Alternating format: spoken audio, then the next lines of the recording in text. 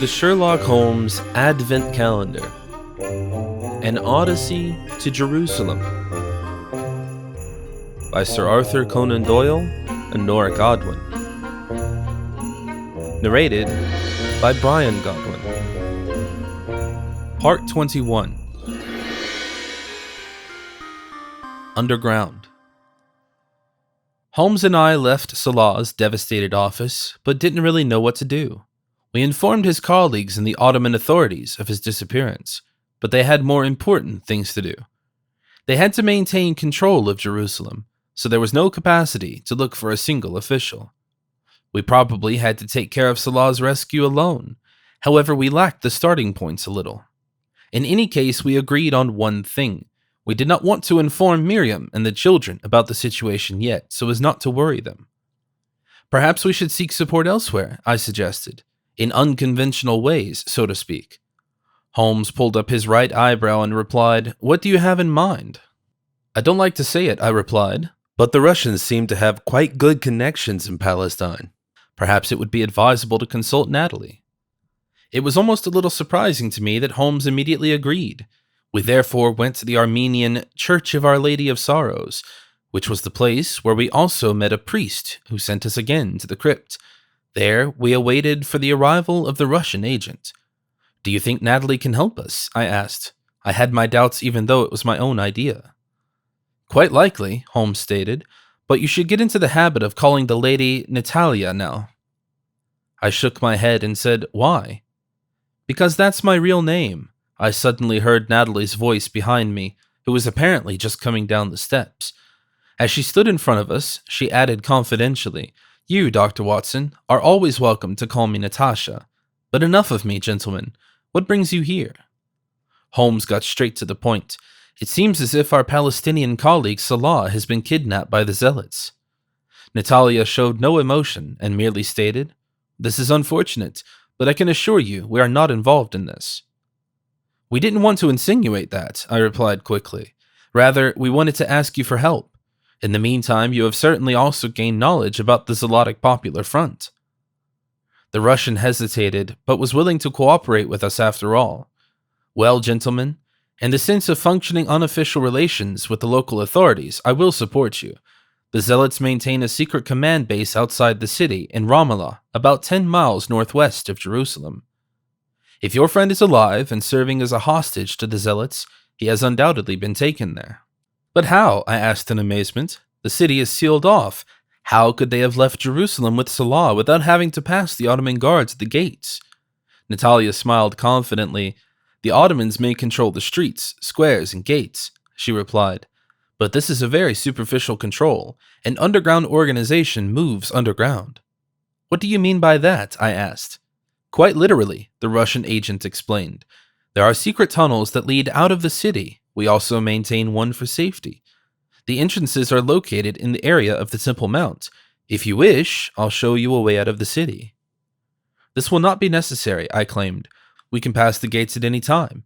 After all, we are here on behalf of the Ottoman authorities. We are investigating in their favor."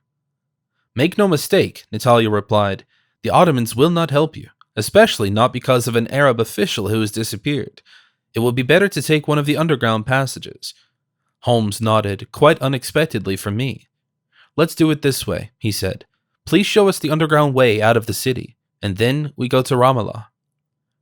It was already dark, and we were able to get to the foot of the Temple Mount unhindered despite the patrols on the streets.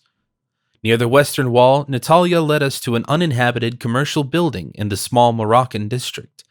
There, we found a wooden door in the basement in the ground, which led to a narrow tunnel during the day. "Please, gentlemen," commented the Russian, "this is where your way out of the city begins. You go straight ahead until you get outside south of the Temple Mount. Be careful, don't trust anyone, and pay attention to every step you take. Good luck." No further words were needed. Holmes and I descended a short wooden staircase with a lamp.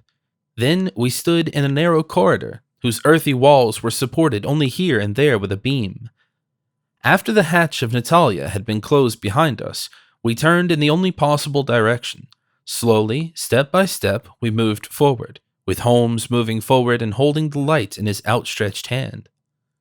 "Do you trust Natalia?" asked Holmes abruptly. I didn't know exactly what my friend was getting at, so I responded with a counter question. "Why do you want to know that?" "Well, that's obvious," Holmes replied. "After all, this lady deliberately deceived us on the Orient Express and in Constantinople. And now, we will see whether we run straight into a trap or whether we are already in one." Certainly, this mistrust was not entirely unfounded, but honestly, I saw no reason to worry. "We could simply have been denied support," I noted.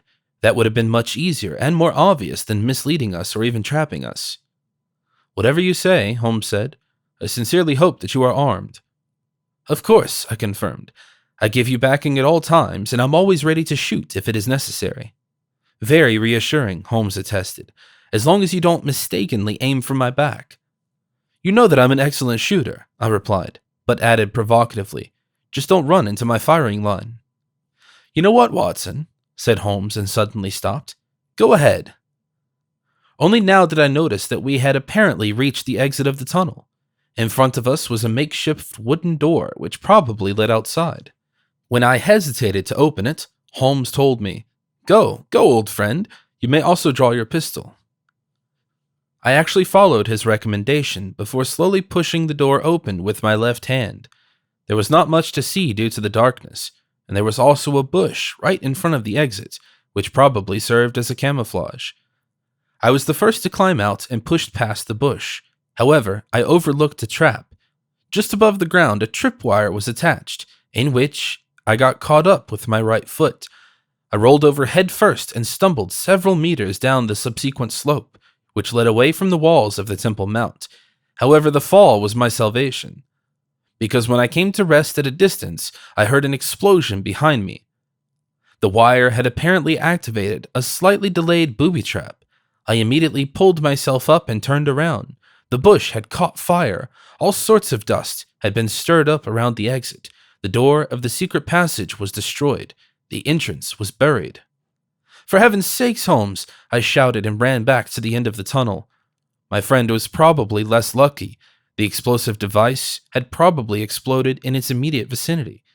Although it was a limited detonation, he had certainly been seriously injured and buried in the collapsed tunnel. I took off my coat and fought the flames of the burning bush. Then I began kneeling and with my bare hands exposing the tunnel access. It was a desperate endeavor to set aside the earth without tools, but every second mattered. Holmes could bleed to death or suffocate long ago, but finally I realized that it was completely hopeless. The collapse must have affected a larger section of the corridor. It was almost impossible to move the earth's masses. I had to give up and take note of the inevitable. Holmes was lost. I straightened up again and wiped the sweat from my forehead, then a tear from my eye. "Oh, this can't be how it ends," I murmured to myself. "How should I continue without Holmes? How to live on?" I turned my gaze up to the Temple Mount, then towards heaven, and cried out in anger, "Lord, why have you forsaken me?" Then I felt a hand on my shoulder from behind, and an all too familiar voice said, "I haven't left you, Watson." "Holmes?" I stuttered as I turned around and saw my friend's face. "It would be better," he said, "if I am addressed by this name again in the future." "You are alive," I said. "That's not possible." "I'm sorry to have to disappoint you," Holmes commented calmly. "It's possible." With these words, he handed me my pistol. "You lost your gun in the fall. You'd better be careful. Perhaps you should take me as an example. When I heard the click that would trigger the booby trap, I immediately jumped out of the tunnel and rolled off to the side. The wave of the explosion did not reach me anymore." Then he looked suspiciously at my face to ask, "Did you cry, Watson?" I had gathered myself again, put in the pistol, and declared, "Of course not. Let's go." However, when I wanted to head north, Holmes held me back. "Where do you want to go?" I looked at him without understanding and said, "To Ramallah, of course. We want to save Salah." But Holmes shook his head. "That will have to wait," he said resolutely. "We're not going to Ramallah." "We don't?" I asked. "And why not?" "Salah's well-being is also close to my heart," my friend assured. "But there are more important things. We have to follow the trail. And this leads to Bethlehem, as I have already explained to you." "But that's not a trace," I said indignantly. "You still want to look for the Star of Bethlehem?" Natalie pointed out that the Zealots have their headquarters in Ramallah.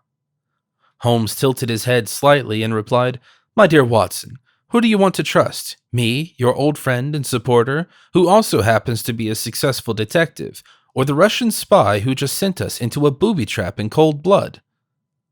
Not that Holmes hadn't done enough to me, but of course he wasn't wrong. "Well, that's an argument," I confessed and turned south. "Then we go to Bethlehem." "Of course we do," Holmes confirmed. Logically, Natalia's story about the Zealots in Ramallah is merely a diversionary maneuver in case we leave the tunnel alive. In fact, she was probably concerned with preventing us from continuing our efforts in Bethlehem. That's why she wanted to send us in the opposite direction if necessary. "I have to say," I stated contritely, "that I am increasingly losing the favor of this woman.